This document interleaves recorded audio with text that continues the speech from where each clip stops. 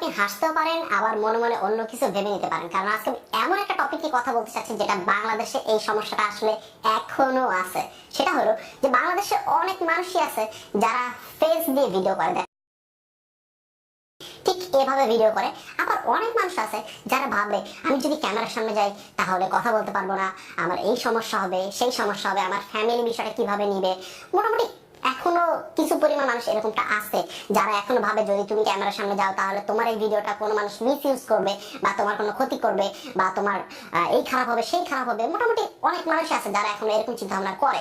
তো যেহেতু তারা এরকম চিন্তা ভাবনা করে, সো এই টপিকে অনেক মানুষই আমাকে প্রশ্ন করে থাকে যে ভাইয়া যদি আমি ক্যামেরার সামনে এসে কথা না বলি তাহলে কি আমি কখনো কোনো ইউটিউবার হতে পারবো না? তো আজকে আমরা এই টপিকে কথা বলবো। যদি আপনার পক্ষে সম্ভব হয় ক্যামেরার সামনে আসার, this is the best way.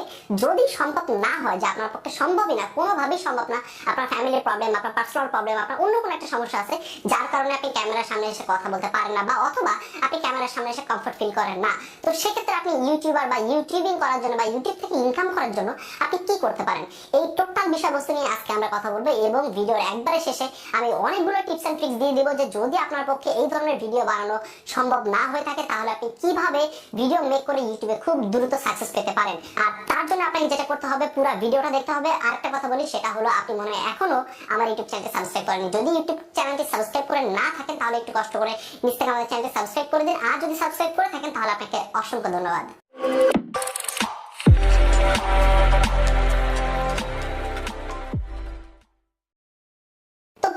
মেনেই নিলাম যে আপনার অনেক সমস্যা আছে, আপনার পক্ষে একবারই সম্ভব না ক্যামেরার সামনে এসে ভিডিও বানানোর, বা আপনি চান না যে ক্যামেরার সামনে এসে ভিডিও বানাতে, বা আপনার এরকম কোনো ক্যামেরা নেই বা সেটআপ নেই যার কারণে আপনি খুব ভালো ভিডিও তৈরি করতে পারবেন না। কিন্তু অবশ্যই আপনার একটা মোবাইল অথবা আপনার একটা কম্পিউটার আছে। তো যদি আপনার একটা ভালো মোবাইল বা একটা কম্পিউটার থাকে তাহলে এখান থেকে আপনি ভিডিওটা দেখা শুরু করেন। আর যদি এই দুটাও না থাকে তাহলে আমি বলবো যে এই ভিডিওটা আপনার পক্ষে একবারই হেল্পফুল হবে না, আপনি এখন এই ভিডিওটা স্টপ করে দিন।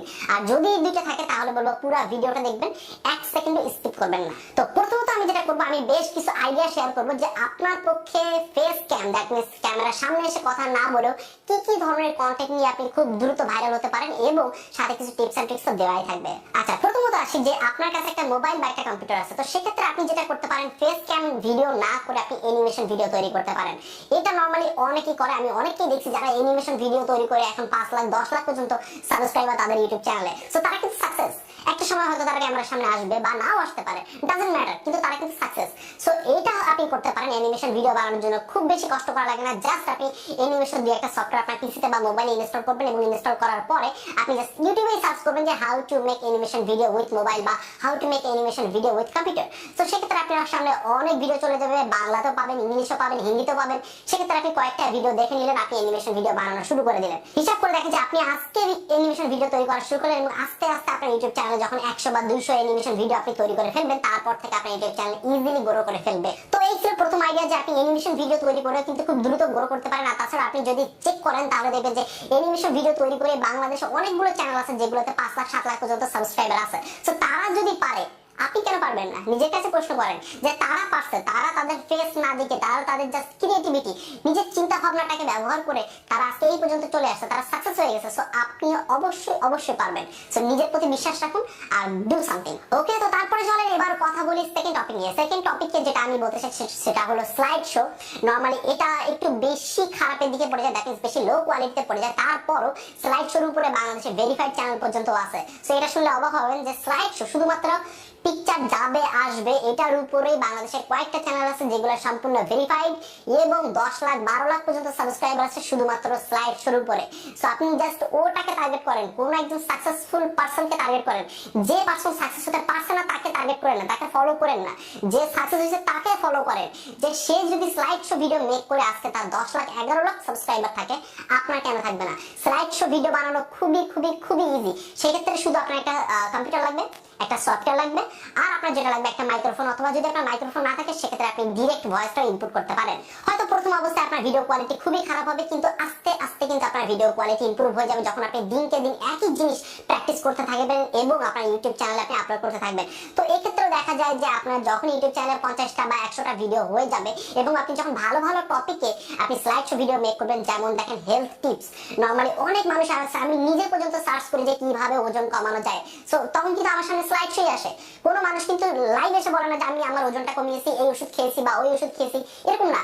আমি কিন্তু ওটাই ফলো করি যে স্লাইড শো কোথায় আছে। স্লাইড শোতে খুব সুন্দর করে লেখা থাকে যে এই ওষুধ খান বা এভাবে চলাফেরা করেন বা এইটুকু ডায়েট করেন, এইটুকু খাওয়া দাওয়া করেন, সুন্দর করে লেখা থাকে। তো সেখান থেকে কিন্তু আমি জেনে যাচ্ছি। সো এরকম আমার মতো কেউ না কেউ কিন্তু সার্চ করে। সো এই জন্য আপনি স্লাইড শো মেক করেন, হেলথ টিপস করতে পারেন, আপনি কোনো রান্না বান্নার ভিডিও কিছু টিপস দিতে পারেন, এগুলো কিন্তু ভালো, এগুলো কিন্তু দারুণ চলে। সো এমনটা না যে আপনি স্লাইড শো ভিডিও মেক করেন অর্থাৎ তার অর্থ এটা যে আপনার ভিডিও র্যাঙ্ক করবে না, আপনার চ্যানেল গ্রো করবে না, এরকমটা না।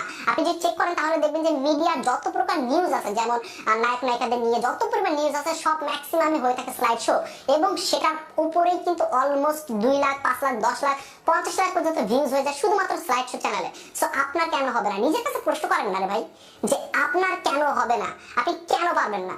আপনাদের সমস্যা হলো যে আপনারা ধৈর্য হারিয়ে ফেলেন, 10টা 20টা ভিডিও আপলোড করে বলেন আমার ভিডিওতে ভিউজ হচ্ছে না, আমি আর ভিডিও আপলোড করবো না। সো এরকমটা করা যাবে না, জাস্ট কন্টিনিউ এবং কন্টিনিউ করে যেতে হবে। এবং আমি ছোট্ট একটা এক্সাম্পল দিই, সেটা হলো আমার পার্সোনাল একটা স্টুডেন্ট যে স্লাইড শো ভিডিও মেক করে এবং 600+ ভিডিও আপলোড করার পরে তার ইউটিউব চ্যানেলটা র্যাঙ্ক করে।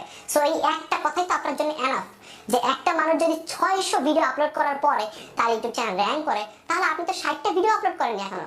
আগে মিনিমাম 60টা ভিডিও আপলোড করেন, তারপর আপনি আশাটা ছেড়ে দিন।